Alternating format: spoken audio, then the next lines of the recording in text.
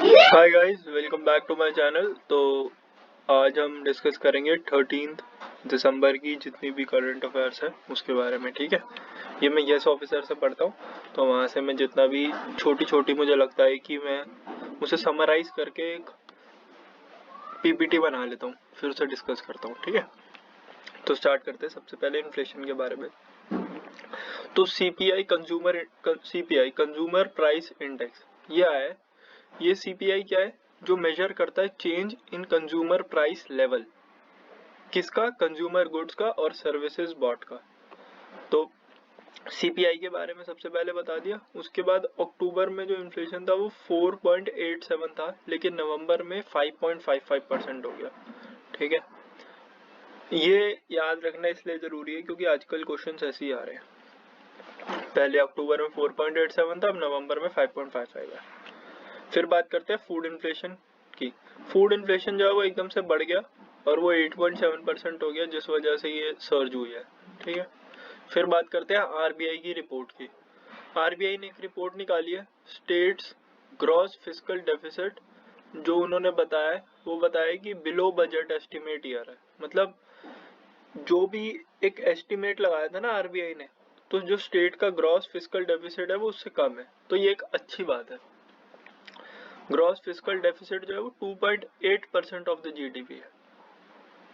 फिर रिपोर्ट का नाम क्या है? State finances a study of budget of 23-24। फिर डेट जो है, डेट जीडीपी रेशियो जो है वो है 27.6%। डेट जीडीपी रेशियो जो है वो है 27.6%। फिर रेवेन्यू एक्सपेंडिचर की बात कर लेते हैं, जो है 14.4%। Reliance on net market 76% of the GDP. Axis Bank, India GDP growth to slow down to 6.5%। India की जो जीडीपी ग्रोथ है वो स्लो डाउन होने वाली है 6.5% से। आरबीआई के बारे में बात कर लेते हैं। आरबीआई ने 7% पहले बोला था कि ग्रोथ होगी, पहले बोला था 6.5% होगी, अब बोला है कि 7% होगी। ठीक है, फिर बात कर लेते हैं एस&पी। इन्होंने जो बोला है कि 6.4% होगी फाइनेंशियल ईयर 2023 में। तो फिर क्वार्टर टू फाइनेंशियल ईयर 2024। अब ये क्वार्टर टू इसलिए जरूरी है क्योंकि अभी रिसेंटली ये पूछा गया था एक आईबीपीएस पीओ में, शायद एसबीआई पीओ में, आईबीपीएस पीओ में ही पूछा था कि ये बताओ कि सबसे ज्यादा जो ग्रोथ हुई थी वो कौन से मंथ में हुई थी, तो उसका आंसर अप्रैल था। ठीक है, फिर मॉर्गन स्टैनली की जो रिपोर्ट है उसमें 6.5% बताया है फाइनेंशियल ईयर 24-25 के लिए। ओईसीडी की जो आई है उसमें 6.3 बताया है। आईएमएफ ने भी, ये भी क्वेश्चन आया था कि आईएमएफ ने क्या रेट रखा है इस साल का और अगले साल का, तो वो 6.3% है दोनों साल के लिए। मूडीज की एक रिपोर्ट आई है जिसमें 6.7% बोला है इन्होंने। फिर क्या है कि एक हाई पावर्ड पैनल रिपोर्ट जो है उन्होंने रिकमेंड किया है कि एक अम्ब्रेला ऑर्गेनाइजेशन होनी चाहिए, किसके लिए? फाइनेंशियल नीड्स के लिए, जितने भी कोऑपरेटिव्स हैं। तो जितने भी कोऑपरेटिव्स हैं ना उनके लिए एक अम्ब्रेला ऑर्गेनाइजेशन होनी चाहिए जहाँ से वो सीधा जाके पेमेंट या पैसा ले सके। तो सुरेश प्रभु जो है उन्होंने इसको लीड किया इस पैनल को। और ये जो है ये वर्क किसके अंडर करेगी? ये जो अम्ब्रेला ऑर्गेनाइजेशन है ये वर्क करेगी आरबीआई के अंडर और नाबार्ड के अंदर। इसमें 3 कैटेगरी भी है, जो है एक्सपोर्ट, ऑर्गेनिक प्रोडक्ट्स और सीड्स कैटेगरी। फिर बात करते हैं शेयर खान की। शेयर खान जो था वो पहले जो था वो बीएनपी ने खरीदा था, जो फ्रांस की कंपनी है। अब क्या हुआ, उन्होंने भी बेच दिया साउथ कोरियन कंपनी को जिसका नाम है मेरे एसेट। इन्होंने खरीद लिया 3000 करोड़ रुपए का शेयर खान को। किससे खरीदा है? बीएनपी परिबस। फिर बैंक ऑफ इंडिया की बात कर लेते हैं। नारी शक्ति saving account, bank of India ने एक नारी शक्ति सेविंग अकाउंट खोला है। इसमें एलिजिबिलिटी क्या है कि 18+ होनी चाहिए वुमेन और वर्किंग होनी चाहिए। ठीक है, पैसा आना चाहिए उसके पास, अपना इंडिपेंडेंटली वर्क करनी चाहिए। ठीक है, और फिर वो 10 रुपए अंडर सीएसआर उसमें फिल करेंगे, ये उन्होंने प्लेज लिया है। ठीक है, इसके अलावा यूसेज लिमिट जो है वो 5 लाख की है। इसमें एक्सीडेंट इंश्योरेंस 1 करोड़ का देगी। बैंक क्वेश्चन कैसे आ सकता है कि नारी शक्ति सेविंग अकाउंट किसने खोला है, तो वो बैंक ऑफ इंडिया है। और बैंक ऑफ इंडिया ने कौन सा रिसेंटली नया अकाउंट खोला है, तो वो नारी शक्ति है। एलिजिबिलिटी क्या है, 18+ वुमेन के लिए है। इसके अलावा पूछ सकते हैं कि कितने रुपए वो अंडर CSR डालेंगे उसमें, तो वो 10 रुपए। और एक्सीडेंट इंश्योरेंस के लिए वो पूछेंगे तो आपको बताना है कि 1 करोड़ है और यूसेज लिमिट जो है वो 5 लाख है। तो अब टॉप सर्चेस की थोड़ी बात कर लेते हैं। अभी गूगल ने एक अपनी रिपोर्ट जारी की है जिसमें उसने ये बताया है कि भाई क्या क्या सर्च हुआ सबसे ज्यादा। तो चंद्रयान 3 हुआ, कर्नाटका इलेक्शन हुए और इजराइल हमास वॉर हुई। ठीक है। फिर व्हाट इज, अब ये अगर उसमें ऐसे सर्च हुआ कि व्हाट इज क्या, तो व्हाट इज सबसे ऊपर हुआ व्हाट इज G20 समिट, फिर हुआ व्हाट इज UCC, फिर हुआ व्हाट इज ChatGPT। फिर सेलिब्रिटी सबसे ज्यादा ऊपर कियारा आडवाणी, फिर शुभमन गिल। और स्पोर्ट्स की बात कर लें तो सबसे ऊपर था IPL, फिर था वर्ल्ड कप।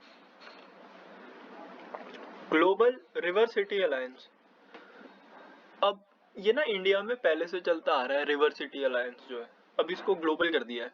ये कहाँ पर किया गया, COP28 में किया गया।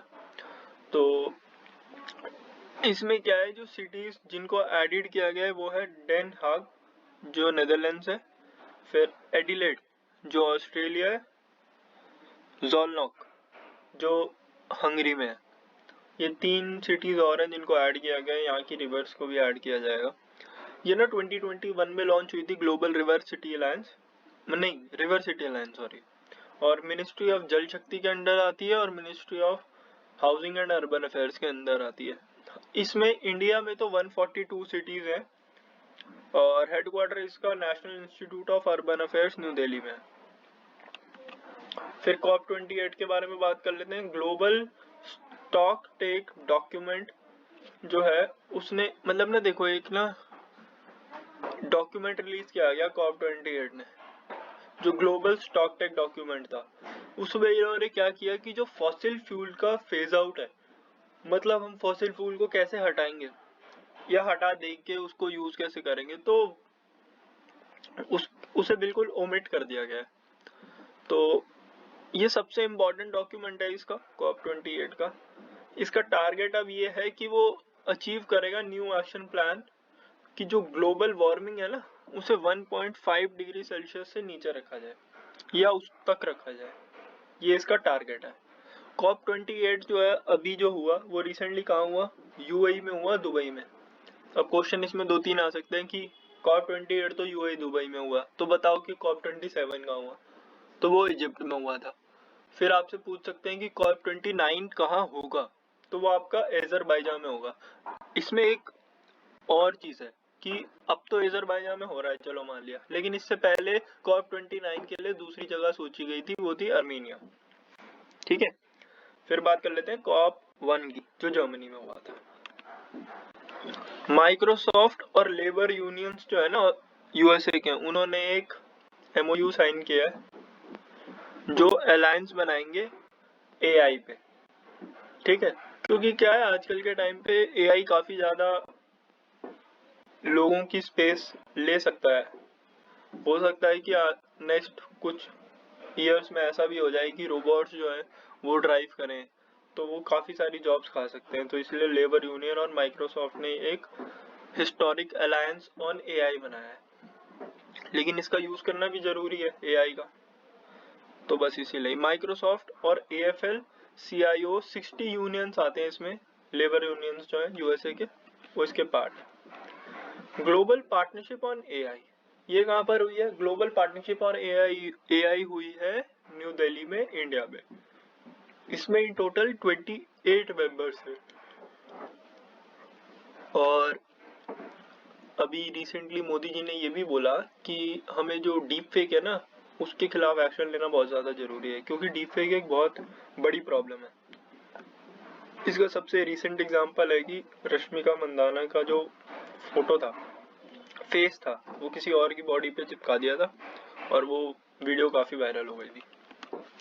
फिर ईयू ने क्या किया है, एक अलायंस लॉन्च करी है एआई पे। दिख रहे हो आप कितने सारे लोग एआई के लिए, एक तो माइक्रोसॉफ्ट वाला जो था, माइक्रोसॉफ्ट और लेबर यूनियन यूएसए का, उन्होंने, फिर इंडिया ने ग्लोबल ये जो किया था ग्लोबल पार्टनरशिप ऑन एआई, फिर अब ये EU launches alliance on AI. EU जो एआई अलायंस लॉन्च किया है इसने 2023 में किया है, 2025 जो है वो एक लॉ बना देंगे, 2024 में इसकी वोटिंग होगी। इसमें होगा क्या कि जो उसकी यूसेज लिमिट है ना एआई की, वो तय की जाएगी कि भाई आप इससे ज्यादा यूज नहीं कर सकते एआई। और डीप फेक टेक्नोलॉजी जो अभी मैंने डिस्कस किया ही था, डीप फेक टेक्नोलॉजी को लिमिट किया जाएगा, हर जगह नहीं यूज करी जा सकती, बहुत लिमिटेड, और उसके लिए फिर लॉज बन जाएंगी, तो फिर लोग गलत तरीके से उसको यूज भी नहीं करेंगे। ठीक है। रिस्क कैटेगराइज, रिस्क कैटेगरीज कौन कौन सी है बेसिकली, अनएक्सेप्टेबल है, हाई है, लिमिटेड है और मिनिमल है। ये 4 टाइप की कैटेगरी है इसमें। ठीक है। सुप्रीम कोर्ट की बात कर लेते हैं। 370 का एब्रोगेशन हो गया फाइनली। अब तो सुप्रीम कोर्ट ने भी कह दिया है कि भाई 370 जो था टाटा बाय बाय गया, कोई अब उसका वजूद नहीं रह गया है। ठीक है।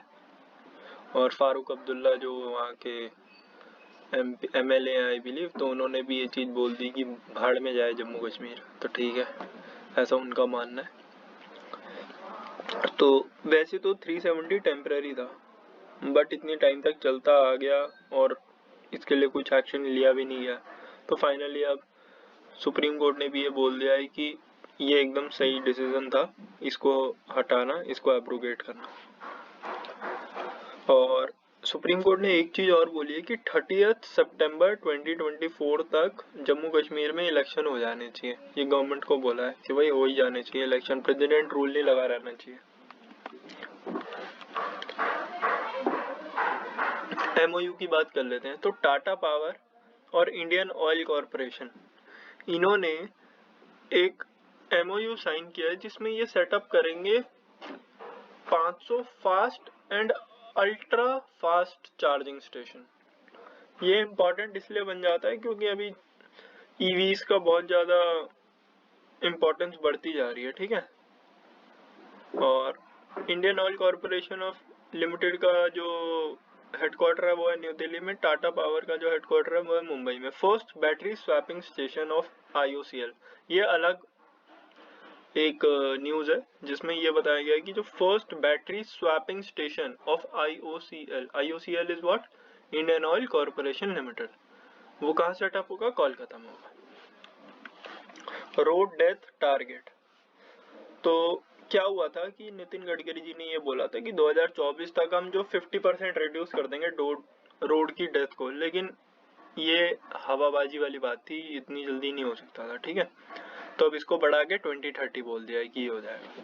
कोई खास न्यूज नहीं आएगा भी नहीं। रशिया की बात कर लेते हैं। रशिया ने 2 न्यूक्लियर पावर्ड सबमरीन लॉन्च की है। पहली का नाम है क्रेस्नोयार्स्क और दूसरी का नाम है अलेक्जेंडर 3, मतलब एम्परर अलेक्जेंडर 3 ये एक है, और क्रेस्नोयार्स्क ये दूसरे है। फिर 11 दिन की एक्सरसाइज होने वाली है वियतनाम और इंडिया के बीच में। विनबैक्स उसका नाम है।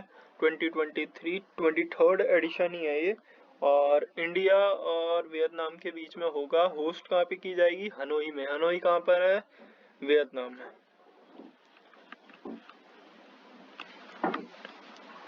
फिर न्यू CM की बात कर लेते हैं। अब राजस्थान में भी बन गए हैं फाइनली।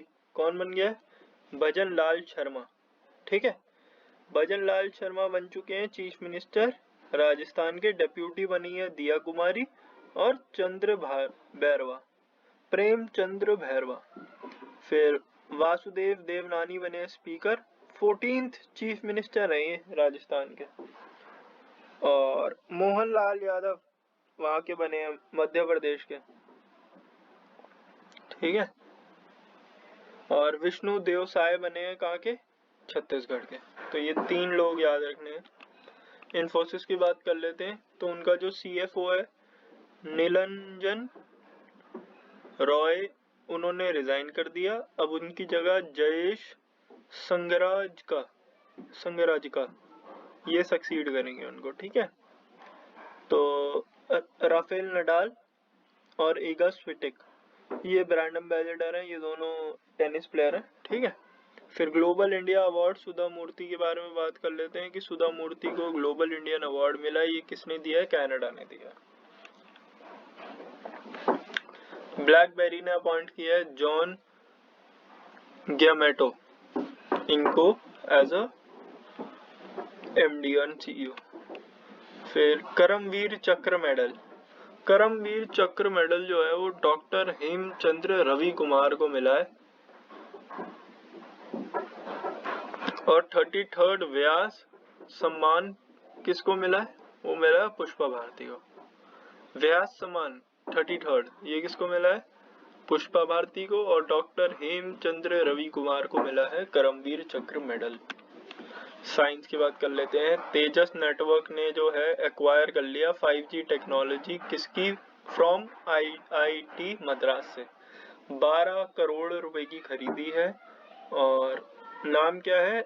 रैंडम एक्सेस नेटवर्क, ठीक है। तो WTA player of the year किसको मिला है? वो मिला है ईगा स्विटेक को। ये कहाँ की है? पोलैंड की है, टेनिस प्लेयर है। स्विमिंग का जो वर्ल्ड रिकॉर्ड है वो तोड़ दिया आयरलैंड के विफिन ने। इन्होंने ब्रेक करा है रिकॉर्ड 800 मीटर फ्री स्टाइल में, जिसमें कहाँ पर किया ये? European short course championship. कहाँ पर हुई वो? इनोटो पेनी, रोमेनिया, यहाँ पर हुई। और 7 मिनट 20.46 सेकेंड। MRF टायर्स जो है उनको यूरोपियन रैली चैंपियनशिप मिला है। तो MRF की फुल फॉर्म क्या है? Madras road factory. फिर कुछ वर्ड्स हैं जो इंपॉर्टेंट लगे मुझे। पहला वर्ड है फिडेलिटी, जिसका मतलब होता है लॉयल्टी, अलायंस भी बोल सकते हैं, ठीक है। फिडेलिटी। इम्प्यूनिटी होता है किसी चीज को किसी को इम्यूनिटी मिल जाना, तो इम्यूनिटी से इम्प्यूनिटी भी याद रख सकते हो, ठीक है। अनपनिश्ड भी बोल सकते हैं। डिस्क्रिशनरी होता है किसी की फ्रीडम से रिलेटेड कोई चीज जो होती है उसे बोलते हैं डिस्क्रिशनरी। इम्पेरेटिव होता है जिसका जो बहुत इंपॉर्टेंट होता है, क्रूशियल होता है, तो दैट इज इम्पेरेटिव। स्टो होता है पैक और स्टोर केयरफुली, उसे बोलते हैं। किसी चीज को स्टोर करना मतलब पैक करना या स्टोर करना केयरफुली। फिर strollers, a small folding chair जो होती है जो on wheels that a baby can use, strollers. एक तो होता है गेट ऑफ होता है कि मतलब बस से उतर जाना, जैसे हम कहते हैं ना get off the bus, get off the train, ऐसे करके बोलते हैं। और गेट बाय होता है manage with difficulty to live. Thank you.